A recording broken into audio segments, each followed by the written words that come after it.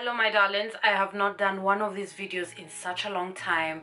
I just want us to relax, get unready with me, and let's chat about where IJ is, and we'll do that by focusing on 5 of the things that I have loved in 2023.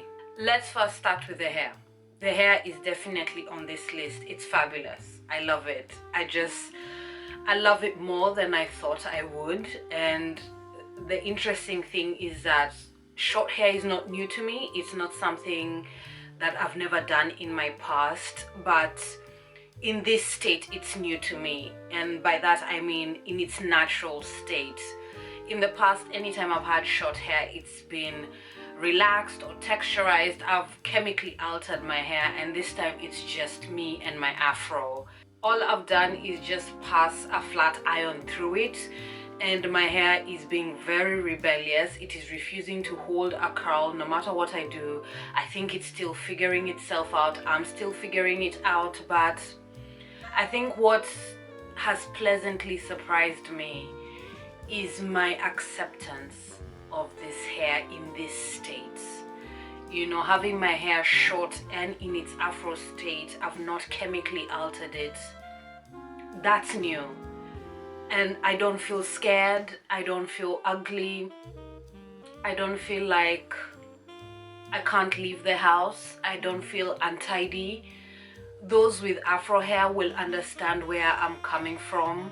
Accepting your hair in its natural state as an African human being, it's a journey, you know. We are raised in a society that tells us white beauty is the best. And a lot of people with my type of hair struggle with how it is, you know, how it grows out of our head, and over the decades we have resorted to hiding behind wigs and chemically altering our hair and beating it into submission using blow dryers and straighteners. And I'm so grateful that I'm past that, and I'm saying this also, I'm not judging anybody out there, I'm just sharing the thing that brought me joy in 2023.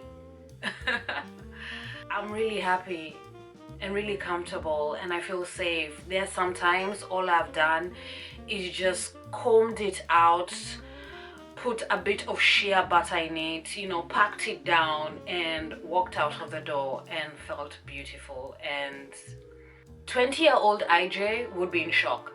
She'd be like, what are you doing? Where are you going? Who are you? And 34-year-old IJ is really proud and really happy and content.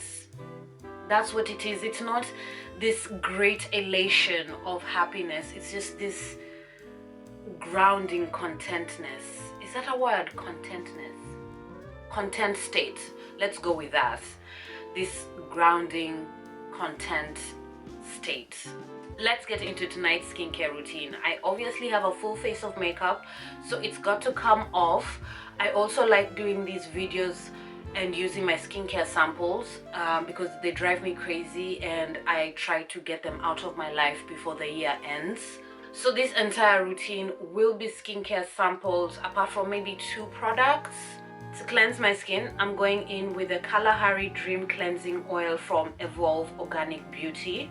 As I don't have running water in my beauty room, I am going to go back into the house, cleanse my skin, then I am going to pop on, as my mask of the evening, I am going to pop on the chocolate mask from Inlight Beauty. That cleansing oil was a delightful experience. It smells like a lemon sherbet, very gorgeous slip on the skin, and when I rinsed off my hands, it rinsed decently enough because it's one of those cleansing oils that turn into a milky gel. I always take off my makeup anyway with a cloth, so I can't attest to it being a makeup destroyer, but that was a nice experience.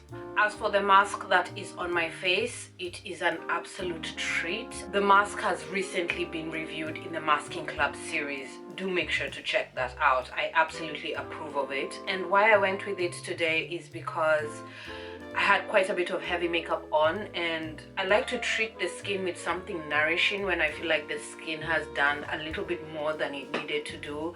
There was sunscreen, there was makeup on the skin. It needs just a little bit of nourishment. Right, now let's get into the second thing that I have loved of 2023, and that is my channel and what I have been doing on here on YouTube. It goes without saying, I have been slow, intentional, and somewhat chaotic, but it's come from a really good place, a place of acceptance and slowing down in the sense of understanding what productivity now means to me, and divesting from hustle culture and overworking culture, and this idea if you're not constantly on the treadmill then you're failing in life. Now, it will be completely disingenuous of me to say that there is a small part of me that would like to have a bigger channel, would like to have more views, and etc, the numbers game. But I'm also very accepting that that may not happen for me, and I am removing that from my creativity. The growth of my channel is not the most important thing when it comes to me creating content. The numbers are not the most important thing when it comes to me doing my thing on here. You know, this makes me happy. This has taught me a very powerful skill in the modern world. I know how to make videos, I know how to edit videos, I know how to creatively tell a story through a video, and that is something that I'm really proud of. I'm glad that I've not experienced anger with my YouTube channel. You know, I can imagine that some YouTube creators started this journey just like me with a desire of having a really big channel, whatever that means. Big can be 5,000 to somebody or 50,000 to somebody, and have a lovely community to relate with. And I can imagine some people have gotten angry when they have not gotten that and just thrown the towel in, and their experience is also valid. But I'm glad that that wasn't my reaction, you know. I'm just in this beautiful state of acceptance and grace and growth and all those good nyami things that come with a lot of self-honesty and a lot of being comfortable with what my truth is. I really like it for me. I really like it for me.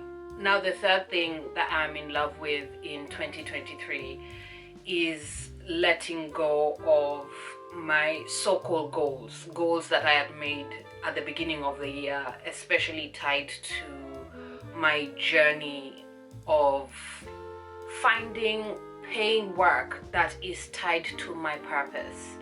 I think I had tied so much into influencing, you know, into being a skincare influencer and creating content, and there was a time that I had lost my mind and I took down all my vision boards and I said, Divine, maybe the thing that I am holding on so tight to is not what you want for me.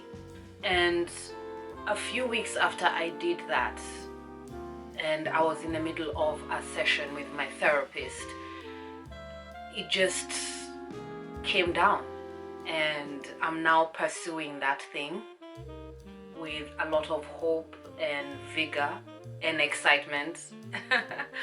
I don't want to particularly share it right now. I'm still holding it close to my heart, but I will bring it to you soon, sometime in 2024. But it feels good. It feels right. It feels like that's where I'm supposed to be for at least a few years of my 30s. I've also come to the conclusion I don't know if I'm ever going to be the girl that does one career for all her life.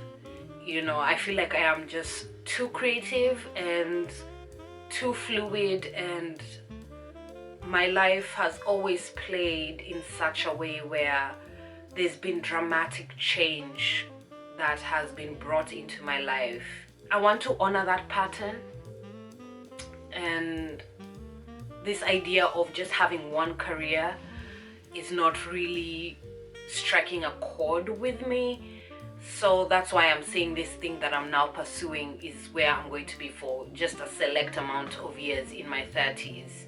But I feel like everything that I have pursued over my small little life continues to tie towards my purpose. You know, it's becoming very, very clear what my purpose is. There's a part of me that still doesn't know how to articulate what that purpose is. I can feel it, I live it, but to articulate it, the words, I feel like there's a part of me that feels, who do you think you are to claim that?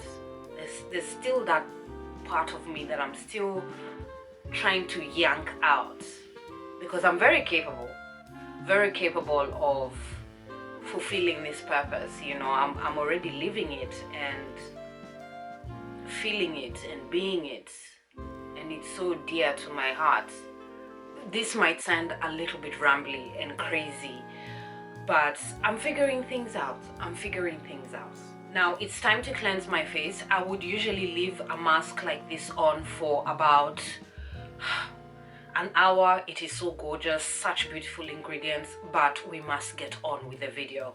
So I am going to cleanse my face with the Madagascar Centella Pore Mimizing, wow, deep cleansing foam. I'll be back in a moment.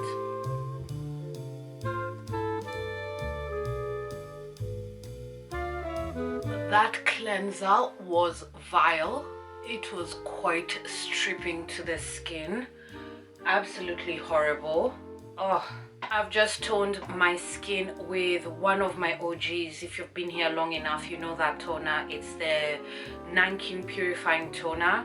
Absolutely fantastic stuff. In fact, let's go in with a layer of it just to start to hydrate the skin, because that cleanser, disrespectful. This is an exfoliating night, so thankfully I had this in my sample stash. This is the All Clean Low pH AHA and PHA Hydro Vegan Essence from Hamish. It's that nice jelly consistency that I love about K-Beauty essences and toners. No stinging on the face. As that settles into the skin, let's get into the fourth thing that I loved about 2023, and that was getting into my books. I believe in 2022 I had something called the 12 Days of Youanuary. I don't know if those videos are still up. I don't think so. If anything, I will make sure to link down the blog post about that. 12 Days of Youanuary was a series that I created to share my way of how I approach the new year. And one of the prompts was to whittle down on collections of things that I love. And one of those things is books. For the last year and 2022, I have been really mindful about buying books and really reading my stash, you know, whittling it down, because I had this pile up of books I had not read and it was getting disrespectful and I didn't like it. I needed to put on back my eyes. Where was I? Because of that, I read two of the most impactful, game-changing books I have ever read in my life. Oh, the first book is called A Woman in Her Own Right.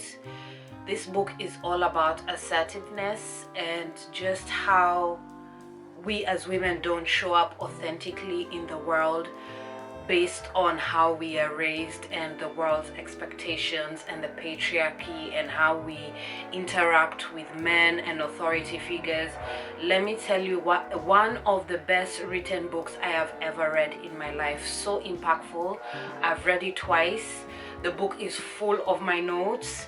Just game-changing. Like, I've even gifted it to someone. I have bought an extra copy for my library. That is how powerful that book is. Just beautiful. Another book that I read is called If I'd Only Listened to Myself. Let me tell you, that book has changed the game for me when it comes to communicating. And if you can't tell already, I love communication. I love words.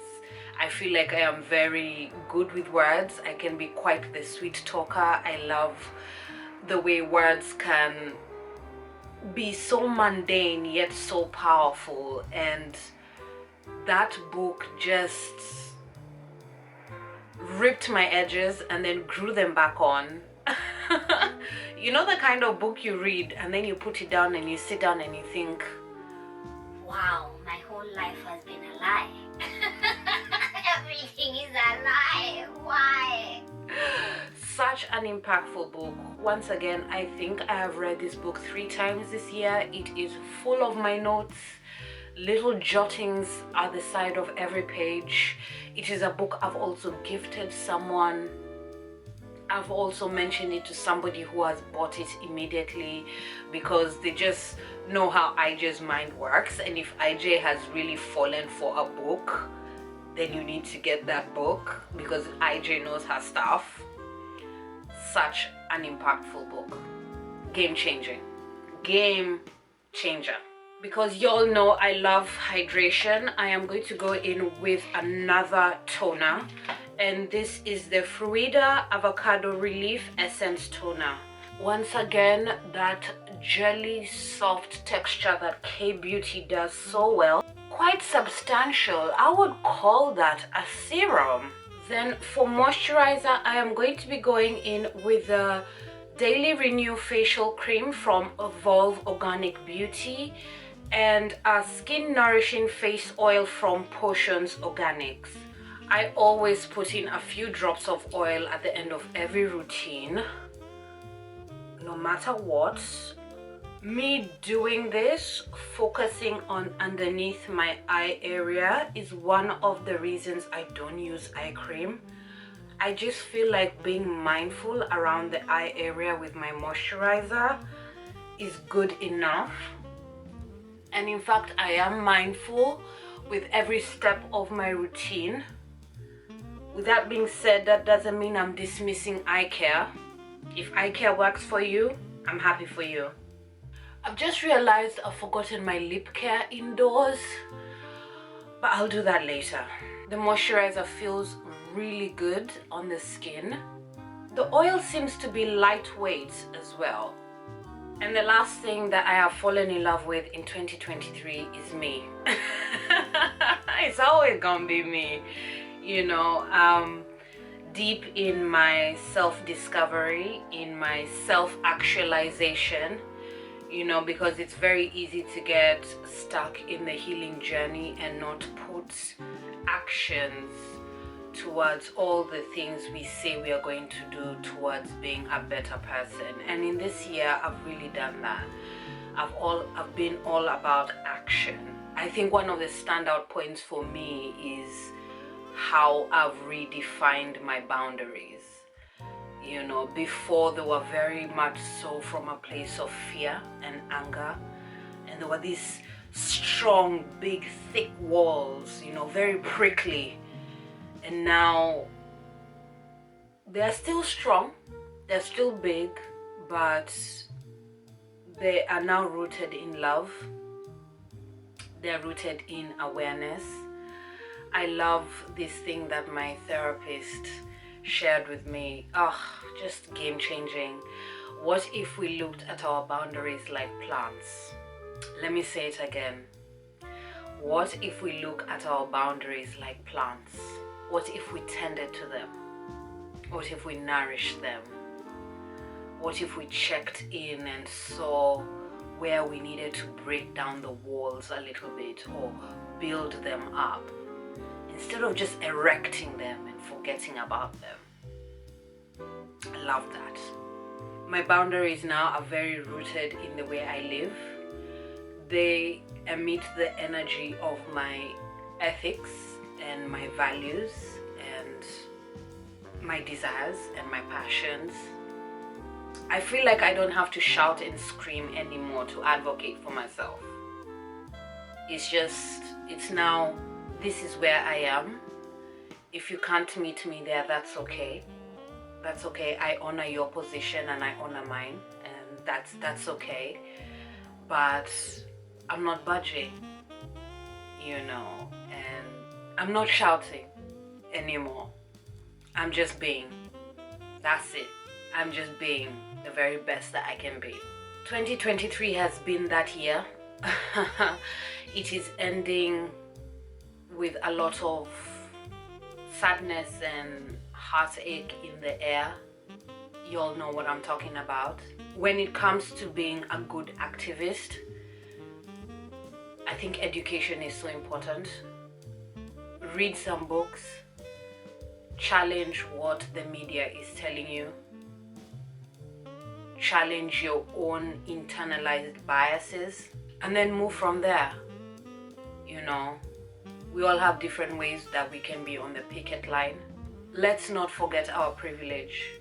And especially as we move into December and settle down into the madness of it all, let us not forget that we have plenty. And sometimes, even though it doesn't feel like we have plenty, there's always another one's reality that reminds us, actually, I have a lot. And with that being said, I want to wish you a very beautiful December. I want to thank you for being here, being one of my subscribers. And if you're not and you're just watching, you've just stumbled across me and you've watched the entire video, I want to thank you too for that. As I am editing this video, I am going to decide what is important and make sure to put it in the description box. And with that, I want to thank you so much for being here. My name is Ijoma, and I'll see you